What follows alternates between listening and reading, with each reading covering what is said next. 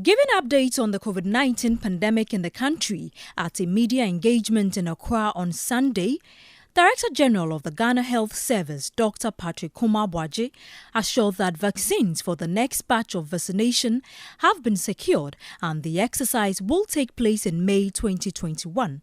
We have received a total of 966,850 vaccines, 600,000 from the COVAX facility, 50,000 from as a donation from the Indian government.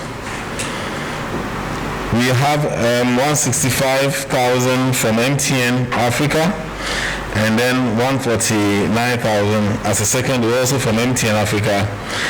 And so, given the vaccine availability, that is why we are now trying to shift it to the 12 weeks. But as vaccines are available, like I said, the earliest is the 8 weeks, and that you'll be giving your vaccination. There are significant efforts being made, and we have some assurance from COVAX that by May we'll get vaccination, and if we get our vaccine in May, we'll be able to do our second doses and as a service, we are more concerned with having more people with the first dose.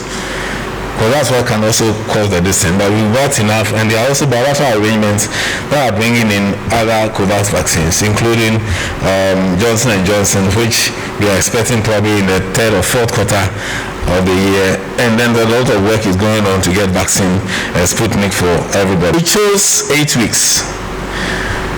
Not at the earliest time one can receive the second dose. That's the earliest time, which means that if you took the second dose before 8 weeks, it will not be beneficial. But that also gives us the 4-week window that allow more people to get that for the second dose deployment and also for the ease of deployment. Information Minister Kojo Nkrumah also took his turn to address journalists, disclosing that a consultative stakeholder engagement on broadcasting yielded positive results as stakeholders agree to clamp down on unethical broadcasting. Stakeholders have agreed that within 14 days of this meeting, they will sign up to a memorandum of cooperation among themselves to formalize the roadmap for action.